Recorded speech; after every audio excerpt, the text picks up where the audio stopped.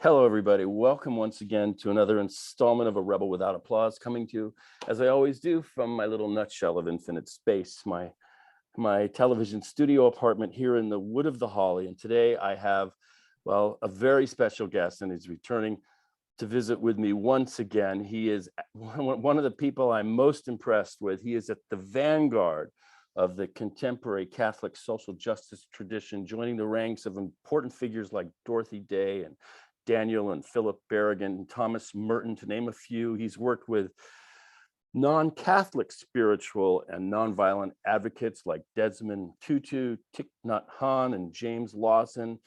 And admittedly, where I have lived in the safety of research and theory, this gentleman has lived in the danger of practice. He has been living the life, walking the walk, talking the talk. He's been arrested countless times, jailed. Also, he's been nominated for the Nobel Peace Prize by Desmond Tutu. He was the director of the Fellowship of Reconciliation, and you should know what that is and was. He is a prolific author. I recently reread his book, Living Peace.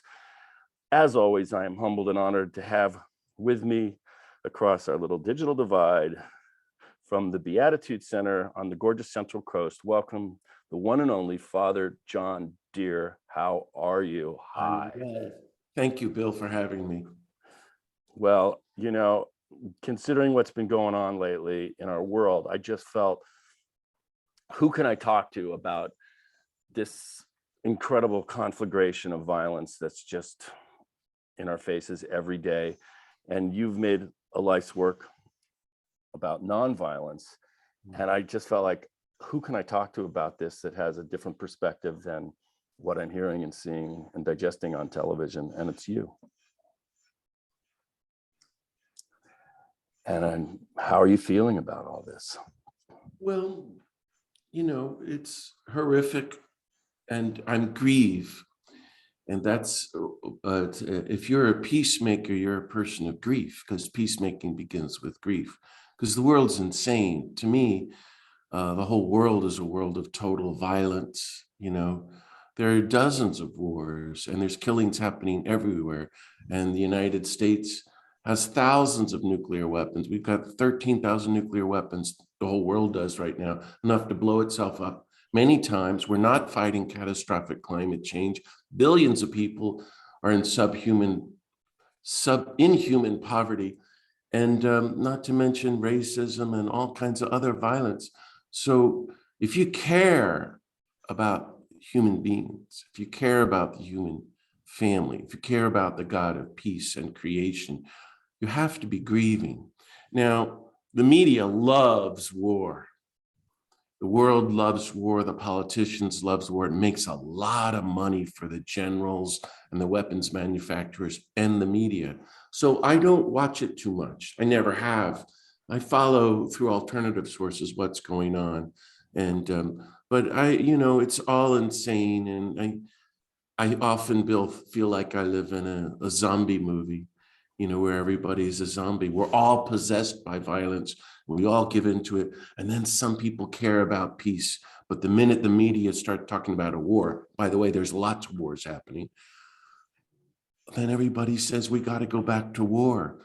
And that's always a sign to me of how we've all been infected by the culture of violence. But the only way forward is peace and nonviolence. And it's a commitment.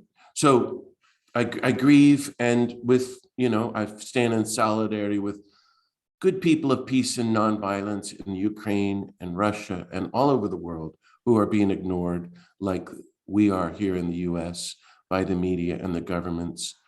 And we're all together working for a new world of nonviolence.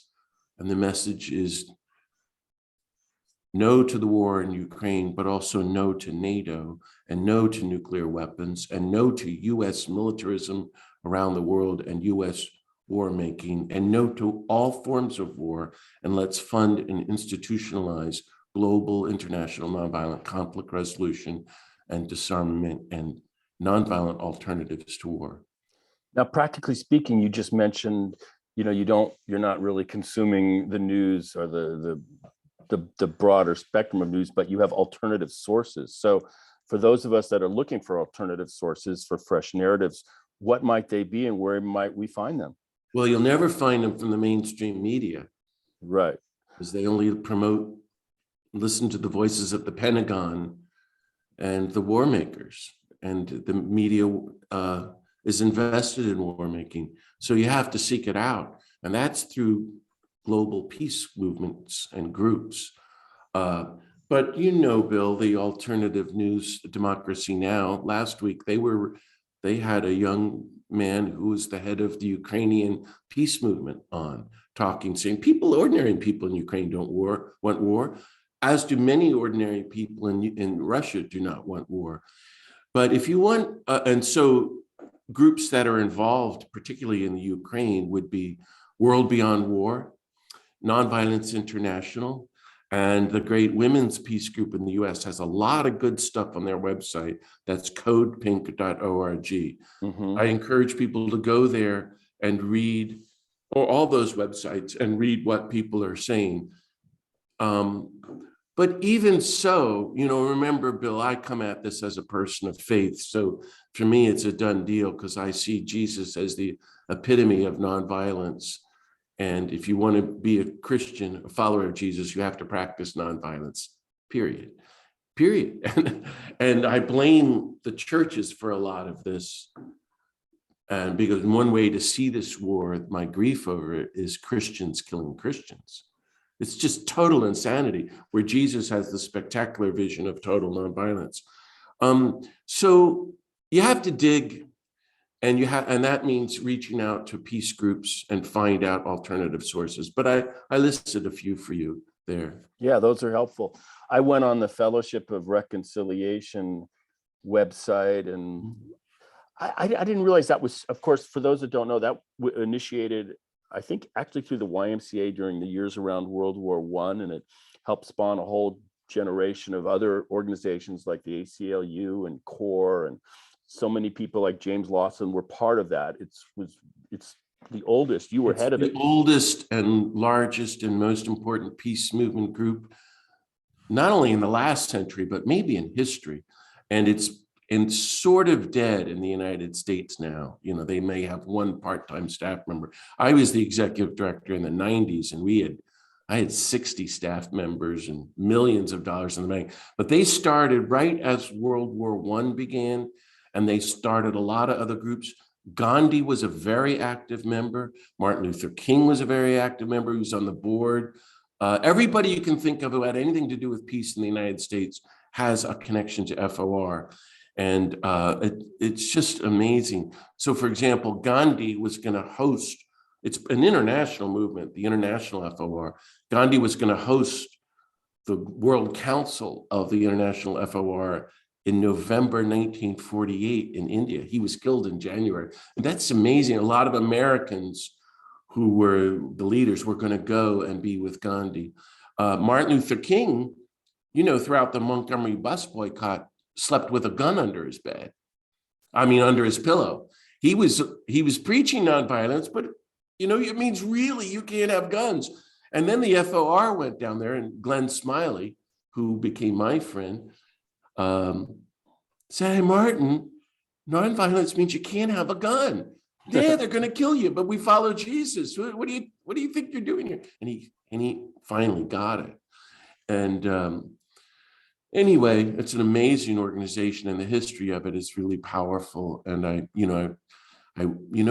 I wish we had a much bigger, stronger grassroots movement of peace and nonviolence in the US and the world. And that's what everybody has to get involved in. That's my main message.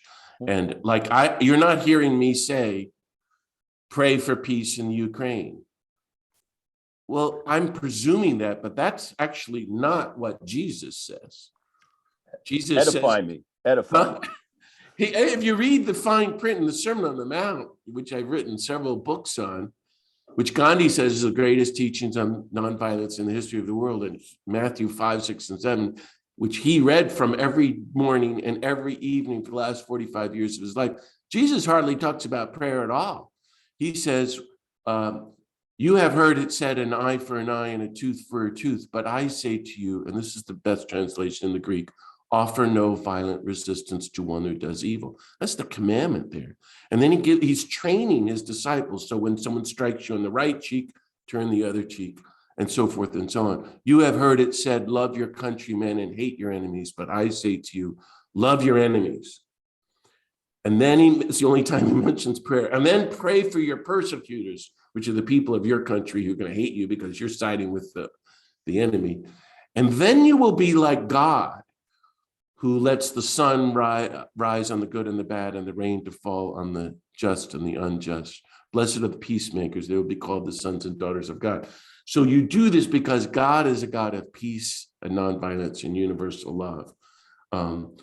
We are supposed to be, we have to figure out creative nonviolent alternatives to every form of violence, interpersonal violence, the threat of personal assault, to global violence. But there's an infinite methodology of ways to respond to conflict. That's because it's the way of God. And when nonviolence is tried, it works. And more than that, we're supposed to be loving the people who our country says should be killed. That's why I went to Iraq and El Salvador and Nicaragua and Afghanistan. If I could go to Ukraine, I would.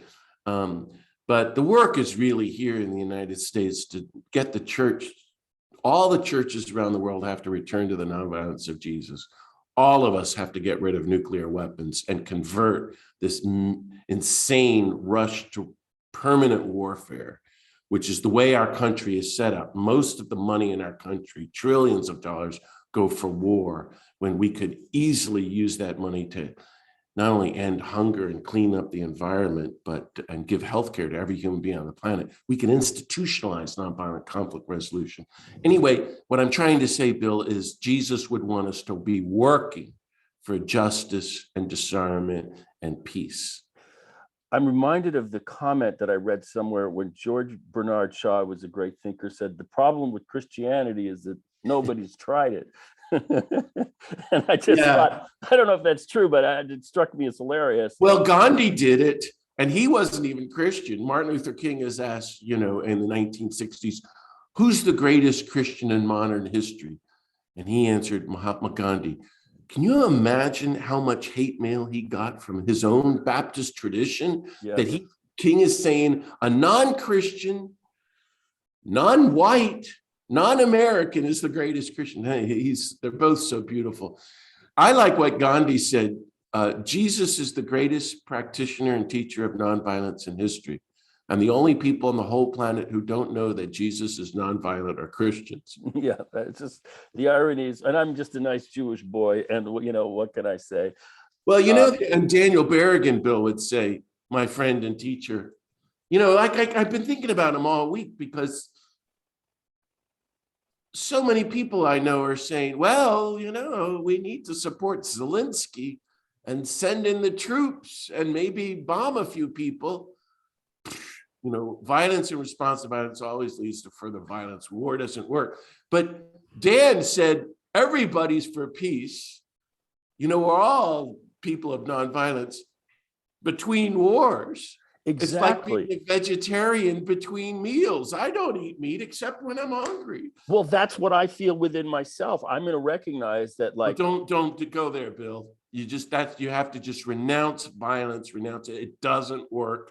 And then you're buying into the lie, the myth of redemptive violence, that war works and that bombing and retaliation. Then you're listening too much to the news. It's all a lie. Let me ask you this. Yeah. Gandhi was not a finished project in South Africa. He had an evolution as a person. As I recall, he participated as an ambulance driver in World War I, and even something with the Zulu Wars in South Africa.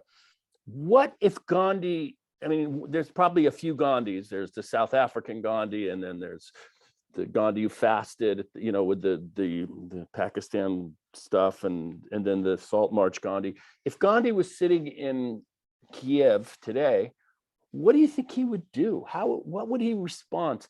And I just want to say one other caveat, because we've talked about nonviolence as a remedy or as a tactic or as a discipline to confront social injustice.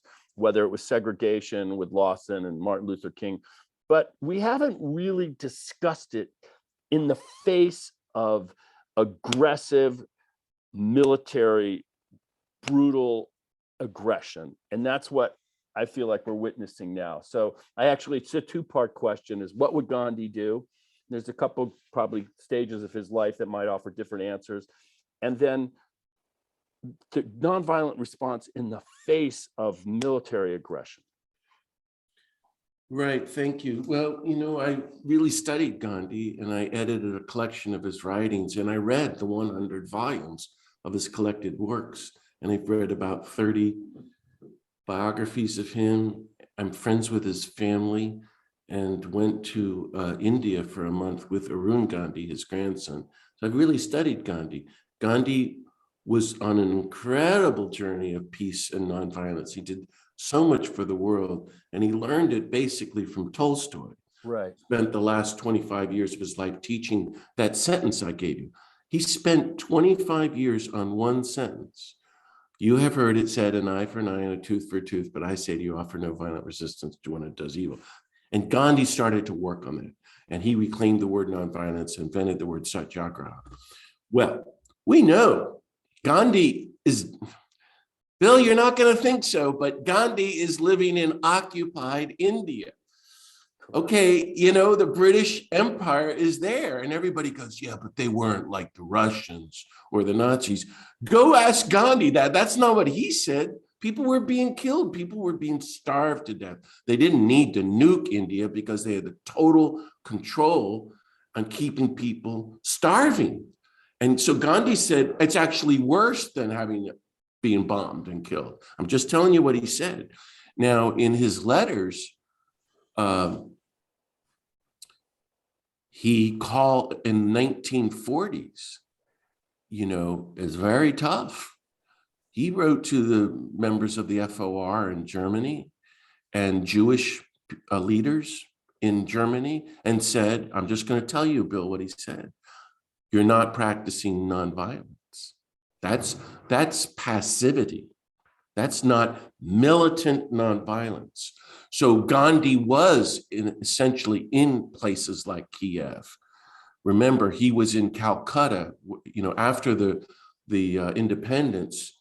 2 to 3 million people were killed in India, 2 to 3 million. And the worst place was Calcutta. Gandhi moved into the house of a Muslim at the height of the rioting, and he was under constant death threat and went on a fast to the death and ended all the killing. And then there was the current present day Bangladesh was in total rioting and killing, and they were using swords, by the way, is how they killed each other. Gandhi walked 10 miles a day through, it's called Noakhali. No one knew who he was then. There was no telephone or newspaper. And he ended all the killing. So Gandhi said in his letters to the Jewish people of Germany under Nazi attack and elsewhere, you have to non-violently, non-cooperate with war. You don't fight back with violence. That looks to us like surrender, but he's talking about marching up and winning them over. Some people will be killed, but not millions, he said. Now, we know, Bill, where nonviolent resistance was tried against the Nazis, it worked. Denmark, Bulgaria, Norway. I hope you've done your homework and read about those, because it's amazing. And by the way, the FOR groups in Germany and in France did amazing nonviolent resistance. It's just that people get caught up in war fever or total fear and passivity, and none of that is nonviolence.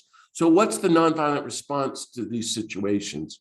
It means remaining nonviolent, not retaliating, and even, but not being passive and not running away. And so standing your ground, as the Ukrainians said in Democracy Now! Last week, and putting all guns down, trying to win over the Russians so that they will disobey their own orders. So what needs to happen is, to my mind, the Ukrainians are dumb. trying to fight back because they don't stand a chance and they could be nuked because Putin is crazy, but so is Trump and so is the United States. The whole world is crazy. So responding with militarism and war is only going to lead to further militarism and war. That was one thing that's so amazing about the story of the Danish resistance to the Nazis, because they just let the Nazis come in, and the Nazis roll in on a Wednesday morning and says, okay, every Jew in Denmark has to wear the armband. And the Nazis, like the Russians, it's a slow getting away with murder, and then it's too late. But the king appeared on the balcony in Copenhagen wearing the Star of David and said, let's all wear the Star of David. And then Nazis don't know how to respond to nonviolent resistance. They only know how to respond to violence. And there's been 100 cases of how nonviolent resistance works when it's tried. The expert on this is Dr. Erica Chenoweth, who wrote this massive book, Why Civil Resistance Worked, and she studied every war and violent revolution from 1900 to 2006. It's all statistics. We know that nonviolent resistance leads to a faster end to the conflict, much less killing, and longer lasting nonviolent social transformation. So I think the Russians should non-violently non-cooperate with Putin and refuse to join the army and get put in prison. And then Ukrainians should be doing the same thing. And we need to be doing that here in the US, to non-violently non-cooperate with the US nuclear weapons industry, the whole war machine, the Pentagon. We should not join the US military. We should not send our kids over there. We should be supporting non-violent peace movements here at home and all around the world, and really resisting the war machine everywhere in every form. And that's what I've been trying to do with my life. And it's all sowing seeds. You're looking at me like, well, John, that's awful nice. Good luck with that. You're a nice guy. Tell me, has war worked? Here we are on the brink of global destruction again. So no, I mean, two things. A couple reactions. Firstly, it wouldn't be the first time that a Russian army voted with their feet. Right. The Tsar's army in World War I simply walked Exactly. back, and had a regime change. It turned out that happened last week. There were cases. And how about the thousands of Russians marching, getting put into jail last week, and also people marching in Ukraine? That's what needs to happen here too. Right. So it wouldn't be the first time in history that soldiers marched with their feet. I think that was a term that Lenin coined, and it fomented a revolution, albeit a violent one. And then another thought occurred to me, because I was in these Lawson workshops, and he always says that nonviolence, or the practical application of it in the face of violence or injustice, required no less training than a military campaign, no less preparation. I think it requires more. Yes, yeah, more, but a lot. Yes. And I don't know the measurement, but and I just feel like when these events happen, the societies they're just caught flat-footed in terms of their preparation for a nonviolent response. And I just wanted your reaction to that. Yeah, well, of course, we've been training for violence and war, and we've spent all our money and trillions of dollars. And Gandhi's dream, and now it's been tried in a couple places in the world, is you don't build weapons and train for war. You create and train for nonviolent civilian-based defense systems and massive funding for nonviolent alternatives to war. And you go, that means dialogue and international peace teams that would go over there and negotiate. You're not going to make money off of that.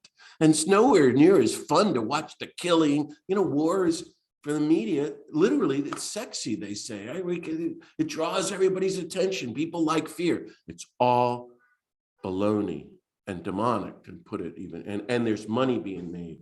No, we need to be funding, if we were sane, a whole different way of creating the world. Now, some places have tried it. So for example, Lithuania and Estonia had nonviolent revolutions, and we're trying to set up nonviolent civilian-based defense systems where they don't have armies. But everybody in Estonia is trained in nonviolent conflict resolution. So what we're talking about, at every grade from kindergarten to 12th grade and through college, every human being on the planet, every year in school, you're trained how to respond to conflict nonviolently, personally, interpersonally, and how it can work globally. That's where we should be headed if we were sane. And therefore, you never have a gun, because someone could be a kid having a bad day, kills himself or kills somebody. And you never have nukes because some insane person like Putin or Trump or Obama or Biden, shall I continue, or Truman can use them. And I think Truman was a Democrat. I'm not sure about that. Oh yeah, very much so. Democrat who used vaporized human beings. So they're all insane, because when the moment comes, they all get hepped up with killing. So I can imagine your listeners going, once again, well, that's lovely, but John is an idealist, and that's a utopian vision. Baloney. This is not idealism, and this is not a utopia that we're looking at. We're talking, this is the only practical, realistic solution left, nonviolent resistance. Again, we are headed to global nuclear war. And with catastrophic climate change now and such massive systemic injustice, wars upon wars that you can't even imagine, which is also going to lead to nuclear war. This is not working. That's why Martin Luther King said the night before he was killed, the choice is not violence or nonviolence. It's nonviolence or non-existence. It's nonviolence or non-existence. He was teaching, just Jim Lawson didn't talk with you much about it, international, global, nonviolent conflict resolution. Everything he said is coming true because we continue to reject the nonviolent alternative. Let me ask you a question, just because my audience, I don't even know who they are, but yeah, you know, they're looking for practical kind of things that they can apply into the moment in their own life. And I'm going to start with this question: where does violence end and nonviolence begin? So, for example, if you go pick up a rifle and you're a Ukrainian citizen and fire it at the Russians, you're engaging in violence. But if you stand in front of a tank as a roadblock, or refuse to feed them, or refuse to like, I'm just saying, where are these boundaries realistic? Are economic sanctions violence? So like, I'm a little confused about what is exactly nonviolence and where does nonviolence end and violence begin? It's a great question. Moment. Thank you. And that's what we all have to keep figuring out. What if Gandhi is right? And that everything he said about Jesus was right, and Martin Luther King is right, and these great teachers like Erica Chenoweth and Jim Lawson, and there's good people around the world pursuing this. Like Costa Rica doesn't have a military. They're right. Trying to be. There are other places. Well,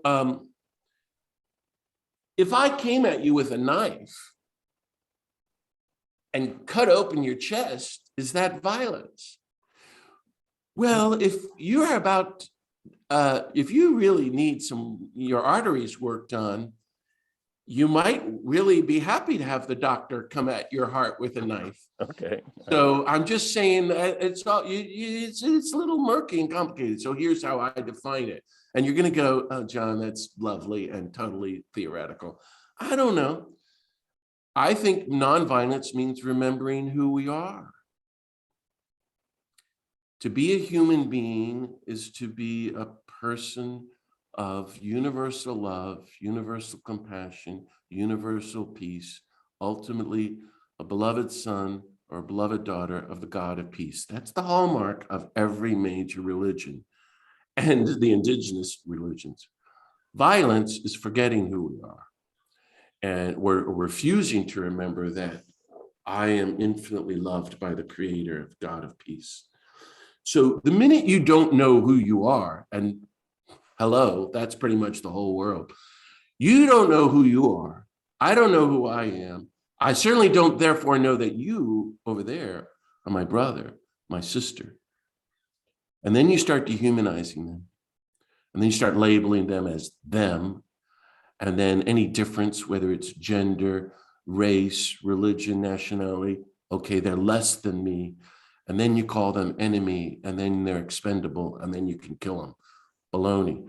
That's why I'm saying nonviolence ultimately is a spiritual way of life, as well as a political methodology of social transformation. But it's a spiritual way of life that sees every human being on the planet as your very sister and brother. And once you remember that and you live in that reality as the spiritual truth of reality, that we're all one and all equal. This is what Thich Nhat Hanh taught, my friend, Tutu, the Berrigans, and then people like Dorothy Day, Gandhi, and Dr. King. As you go deeper into that, it goes deeper. You realize we're one with the creatures, we're one with Mother Earth.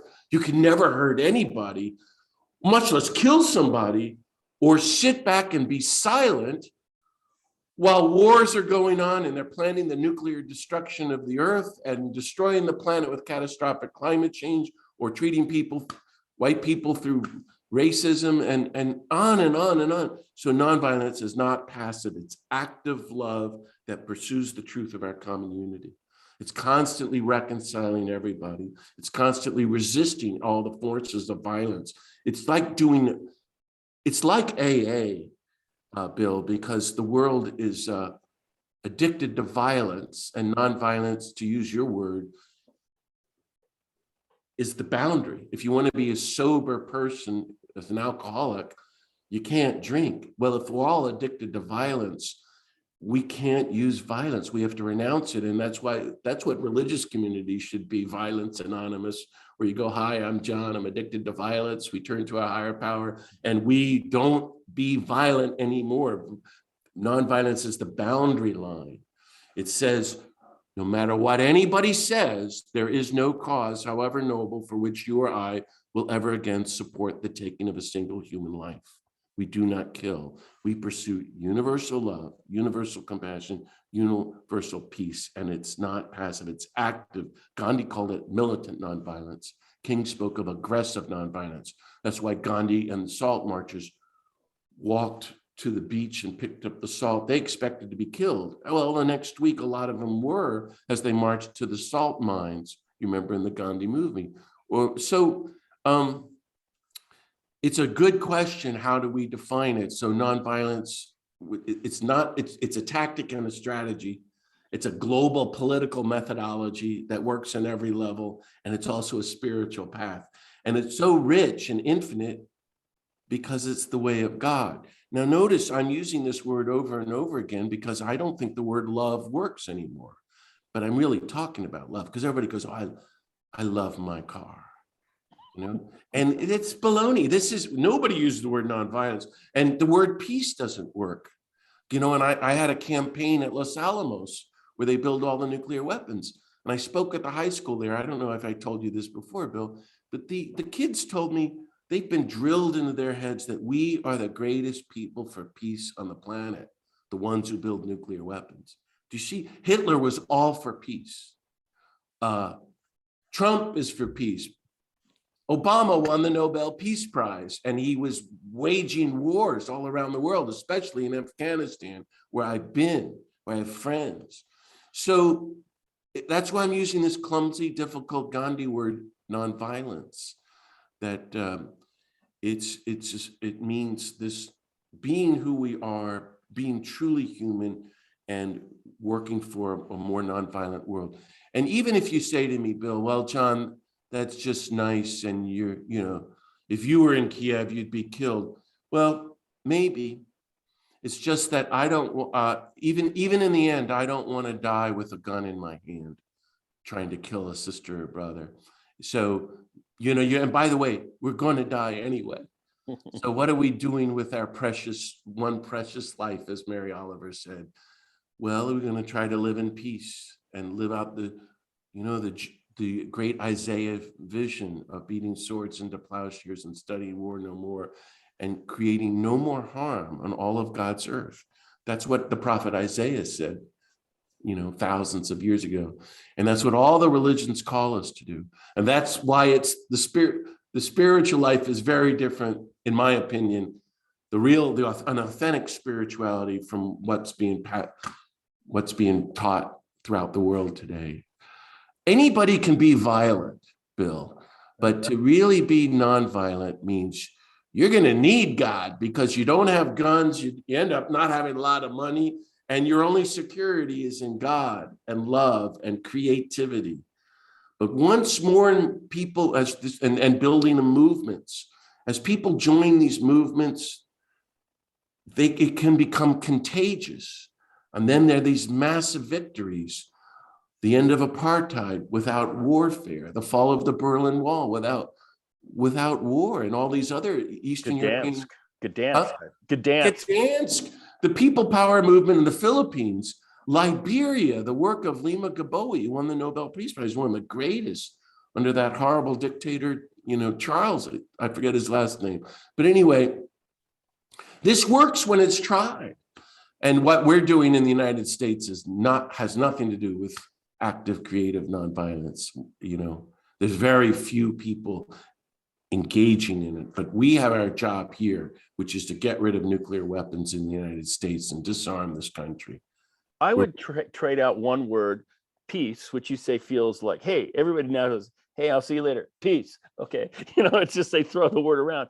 I would just trade it out with justice, or I would even get a little more simpler than justice, because that feels like it's in the courtroom. I'd say fairness. That's what's justice. It's like we all have a sense of what's fair.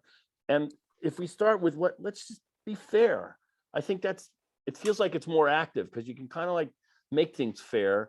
Peace just feels like the absence of war, at least just like nonviolence. That's very good point. Well, isn't that what Moses tried to do? He taught justice and fairness. And that's where the whole teaching of an eye for an eye and a tooth for a tooth, which is pretty much still the way it's fair. It doesn't work though. That's why I say, here's the way it's all very important to think about how you frame this. That's why I think nonviolence is the starting point, where we say we're not allowed to kill. You're not allowed to kill. But once we all step into that, create the boundaries of nonviolence, then, oh my gosh, are we going to get clarity about fairness and justice and restitution and words like reconciliation. And we don't even know what peace means, because there's no peace if people are starving to death on the planet and 25,000 kids die of starvation every day. So obviously we're talking about justice, social, economic, and racial justice. We're talking about fairness. But Bill, I don't think you and I can have that conversation, because we are the 1%. In the United States is 4.7% of the world's population, and we have stolen or control 60% of the world's resources. Now, if you want to use the word fairness, any kindergarten kid would say that's totally not fair. That's why I like the word. I know. Well, if that old experiment, they do with grade school kids, if you have 100 kids and 4 of them get all the food for 60 kids. Yeah, you have a revolution. Yeah. Only it's got to be a nonviolent revolution. There has to be a revolution, but it's got to be nonviolent. And how do you get the food back from the 4.4 kids who have most of the food for everybody else? They get all the cupcakes. Well, I think you need to reach out to them. They're also human, and they're going to get a lot of cavities. The 4 kids? Yeah, they're also human. Well, Bill, you and I are the 4%, the people of the United States. Yeah, I mean, we've got a lot of work to do here in the United States, organizing, and all your work on this podcast should be to promote grassroots movements here in the United States, to really dismantle the US war machine and spend those trillions at the roots of justice around the world. The roots of war is injustice, is poverty, starvation, and that leads to racism and all kinds of violence, and then warfare, and just And also advocating for a non-nuclear world. It's critically important, and funding the cleaning up of the environment. It's now so big and so beyond our understanding that it seems hopeless. But we know that organized grassroots, bottom-up people power movement of nonviolence work. And Well, what we need is something way beyond Gandhi, Bill. We need a global grassroots movement beyond anybody's understanding, a people power movement that says, that totally non-cooperates with every government in the world, saying no more money for war, no more money for nuclear weapons or for killing. We want food for every sister and brother on the planet, and clean water and housing and jobs and education and cleaning up the environment. All of that's doable with the money we have. And then with the infinite money left over, let's educate every human being in the methodology of personal, interpersonal, and global nonviolent conflict resolution. That's the spiritual life. You know, when my dad, he's still around, he's great. He takes tremendous pride in the time he spent in the Marine Corps. It's fundamental to his sense of self, his manhood. And, you know, he's 90. And he said, I go, why did you join? He goes, well, you know, when I saw that movie, Sands of Iwo Jima, with John Wayne, he goes, and then the Jewish kid gets killed and recites the Shema prayer before he expires, and John Wayne like kneels over him and then charges up the hill. He goes, they had me.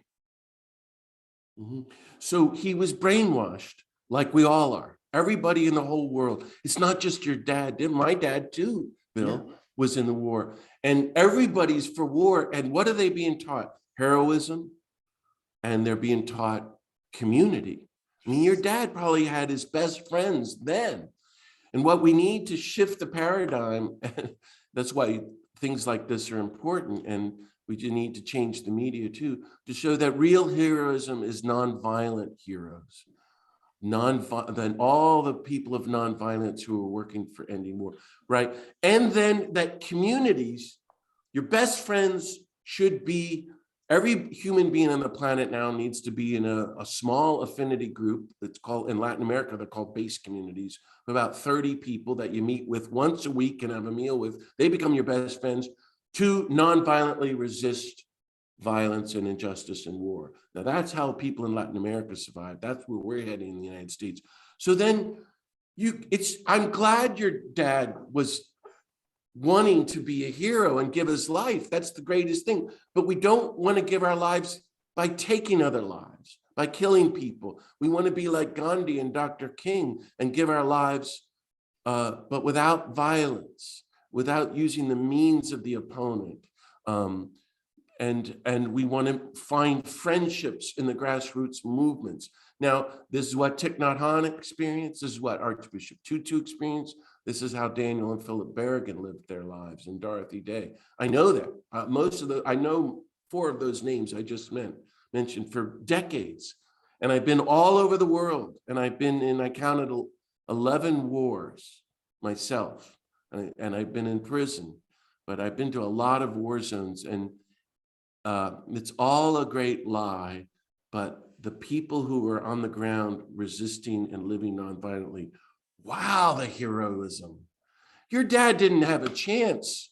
There was like 5 people for peace in those days. Yeah, the post-World War II generation. There's about 50. Today there's about 50 in the United States. Forget about it. He didn't have a chance. My dad's a great guy, and thank God. Yes, of course. He didn't have to fight a war. But you're right. You made a great comment. It's almost like football players.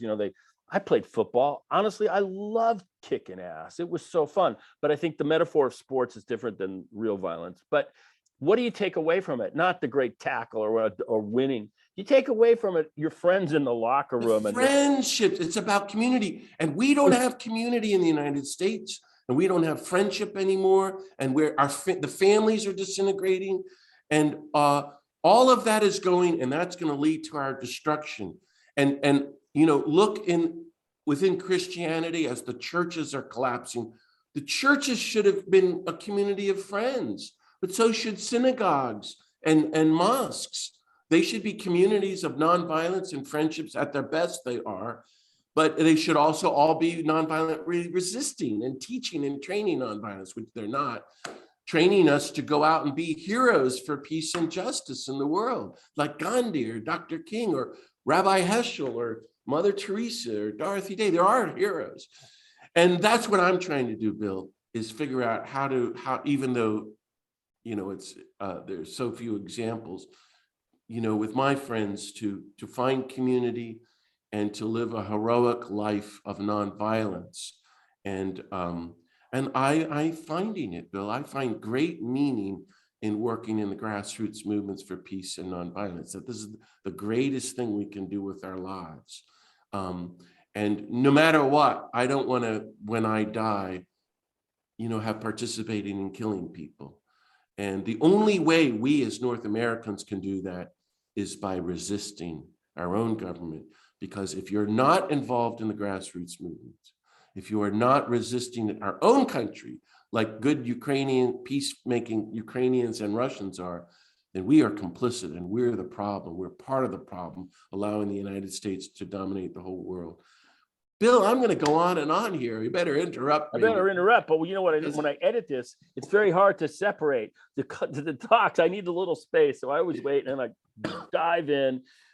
But one of the things that Lawson, and you've just echoed it too, is that it's the creative application of these principles with the circumstances of the moment. A march to the sea today for salt would not be so meaningful today for me. I'd get to surf, but other than that, so the creative application of these principles in our current moment is, to me, the challenge. In Nashville, it was the lunch counters, those hamburgers that they won't let us eat. That's the weak point in this little artifice of segregation. I just sort of think, like, okay, Gandhi's in Kiev or Gandhi's in Moscow. Where's that weak link where we can apply these nonviolent principles to obstruct and prevent and eliminate this war, this catastrophe? So that's sort of like where my thinking is as of this moment. Like, what is the creative application of these principles in this moment, given these circumstances? And that's where it's creative. Yeah, I think people are working on that and trying to figure it out around the world. Again, if you're concerned about Ukraine, I think we need to oppose NATO. And that means us as Americans, as well as support nonviolent peace movements in Ukraine. And Bill, if you're serious, you ought to look it up and send them some money. Or groups that are in solidarity. I did a benefit on my clarinet this week on Facebook. I raised $500. It went to Hope for Ukraine. So I am proud. Good. Okay. Well, but was that a nonviolent group? From the best research I could do, it seemed like it was. Yeah. See, if they're not saying it, I don't know. I'm just saying. So, I mean, maybe there's some help there to identify those groups. Right, and the best I listed: World Beyond War, Nonviolence International, and Code Pink have connections. You can also go to Democracy Now!, listen to the interview from the leader of the Ukraine peace movement, who's a young guy. But so that was what was so interesting to me about Daniel and Philip Berrigan. They're figuring, how do you be creative like Gandhi?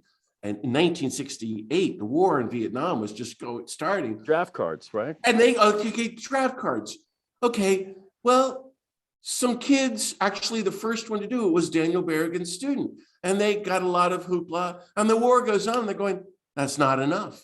So they walk into the draft board outside of Baltimore, steal hundreds of draft cards, go into the parking lot and poured napalm over the draft cards and in front of the CBS News and lit it on fire. And Daniel Berrigan issued that. Talk about symbolism. The statement was, our apologies, good friends, for the burning of paper instead of children. And we're so sorry. We wish we could drop napalm on young children in Vietnam like the rest of you. We only do it to paper. And everybody freaked out and they went to prison for 6 years, but it woke up and created the peace movement. I went to Los Alamos with this question 20 years ago on the 60th anniversary. And we had about 400 people way up in the mountains outside of Santa Fe on the anniversary of Hiroshima to the national laboratories where we build every single nuclear weapon. The pit, the core of each bomb comes from this place. What do? We took up the Jewish prophet Jonah, who walked through the town of Nineveh and called them all to repent of violence.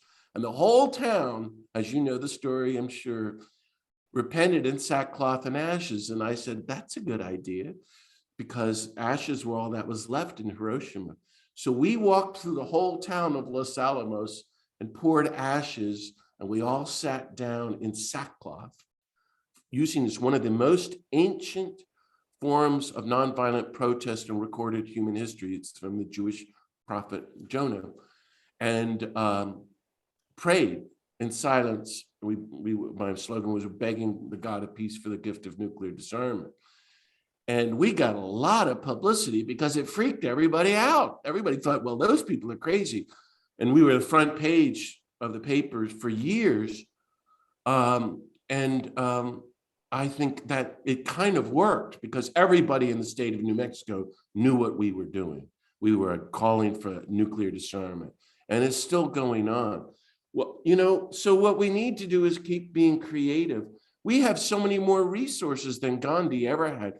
There's so much more about nonviolence now, many books, trainings, through the internet, and so many brilliant speakers. There's more happening about nonviolence right now than ever before in history, actually. And there's more nonviolent grassroots movements happening now than ever before in history. And some people claim, like the great Harvard scholar Erica Chenoweth, that 2/3 of the human race is currently involved in some form of grassroots nonviolent movement. That's very hopeful, Bill. You're just not seeing it here in the United States. Why not go surfing all day? Why get involved in the struggle for justice when we have everything we need? Which And echoes that's your part book. of our problem. Your book ultimately felt optimistic when I finished it. It did feel like there was space for some hopefulness. Another person, we talked about in our last conversation was the Terrence Malick hero, Jägerstätter. Franz Jägerstätter, yeah. Right, who may be a more appropriate analogy because he protested, he exercised nonviolence in a time of massive war, cost him his life. He was one of 5 people who refused to join the Nazis in all of Austria. And so they took him off and beheaded him. But he said, I'm just not going to kill. I'm not going to do it. And by the way, that's a movie that got completely ignored as far as I know. It's not just ignored. It was systematically ignored, is what I'm telling you, I think. Yeah, I mean, I don't know the politics of the movie, and I live in that world, but it was a great, maybe his best movie in many ways, I thought. But yeah. What's the name of it, Bill? Tell your listeners. What's that? Tell people the name of it so they'll watch it. Blanking, you tell, I forget. It's a hidden life. A hidden life. It's a beautiful meditation on these questions. On these questions in the face of an overwhelming violence. And I think when you look what's going on in Russia with all these protesters, they're filling the jails just like, Gandhi. And we're kind of seeing this stuff in action. Who knows where it'll go? I would also say that those poor young Russian conscripts who in all likelihood had no idea where they were going and where they are, have no appetite to fight and kill and be killed their neighbors. Right, of course. So they need to non-cooperate. Well, we're headed in the same situation if Trump is back and whatever, this country is moving to fascism. So I always say the whole world is connected. We can support the movements in Ukraine and Russia. And maybe one of the best ways to support them is to really beef up our support for the grassroots movements here in the United States to end racism and war and gun violence and nuclear weapons and environmental destruction, and to see that it's all one. That to go and, I would say all your listeners, go and study nonviolence and the great books coming out about the methodology of nonviolent resistance and the thousands of creative ways it can be used to stop tyranny and fascism and war. Yeah, there's a new And one by also James your spiritual roots. Do your inner spiritual work. Let's try to Lawson. become Just published one. Jim Lawson just published one, which I read. Can't remember the title, but Oh, Bill, man, you got to work on your memory skills. I know. I did read it. I have to say, he's the guest I'm trying to get. He's it's kind of difficult, but whatever. That's okay. This is great. I so appreciate this. I mean, Well, thanks for having me, Bill. And I hope this was helpful to your listeners. And it's helpful to me, and it's, I want to have some positive takeaways. There's still so many mysteries. I think there's a lot of examples. Maybe this nonviolence is actually going on in a big way right under our nose, and we're not really getting the right, privilege and of it's seeing not it's not easy to,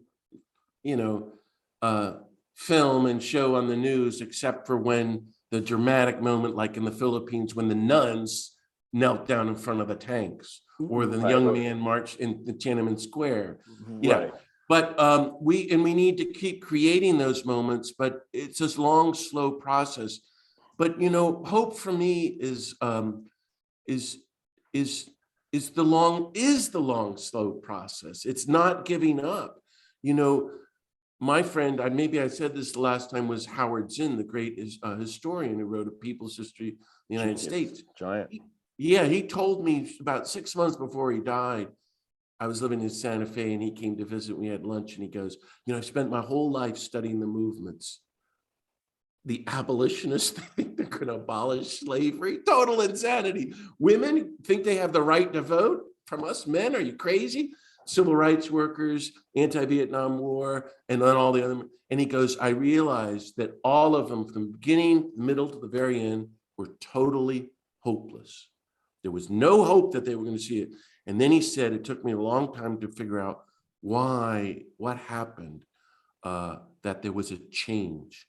And he said, it's because ordinary people kept at the cause, even though they knew they were not going to live to see the change they wanted. So ordinary people kept working for the abolition of slavery. The Quakers in England, even there's only 25 of them, and they're not going to change the world. In fact, they did. Frederick Douglass. Frederick Douglass. All those people kept at it. The suffragettes, the civil rights movement, the anti-Vietnam War movement. And then suddenly it becomes contagious.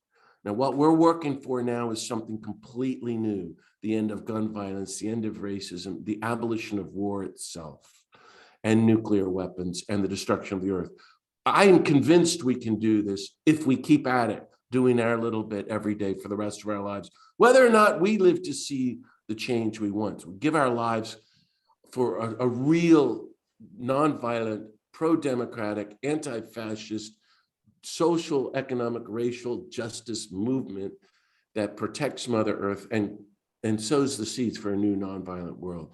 We can do this, and this is what all the religions call us to. And I'm just saying, let's get with the program and put all our eggs there. And Martin Luther King defined hope as the final refusal to give up, which has another great definition. I'm not going to despair and give in and give up.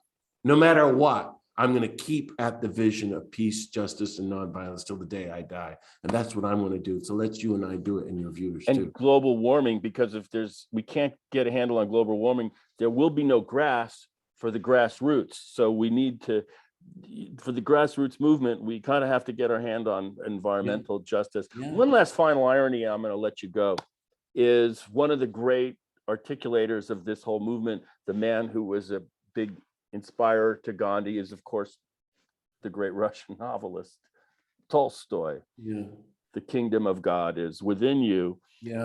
And maybe his voice can flower out of the Russian steppe and have an impact. I don't know. Let's hope. Well, thank you for having me on, and I like you want to just encourage everybody to not listen to the voices of war, but to listen to these great voices of peace, from Tolstoy and Gandhi to Dorothy Day and Dr. King, and this young Ukrainian on Democracy Now! Last week, and other peace movement voices around the country and the world, and really throw our eggs in with them, our chips in with them, and do our part, for a new world of peace. Wow, thanks so much, Father John, dear. I so appreciate you being here. I haven't met you yet. We've had a few of these, but I feel like you are, a friend of mine. I got to get up to the Central Coast and All right. do a hang. We'll say goodbye and then let's stay on for a second. Yeah, I'm going to just bid goodbye to my lovely audience. Folks, thank you so much for hanging with me on A Rebel Without Applause with the great and inspiring Father John Deere. Till next time, namaste, shalom, and aloha. By that I mean, namashaloha. See ya. Okay. Well, did we resolve everything? Are we on for 2 hours? No, well, it's trying to turn this thing off.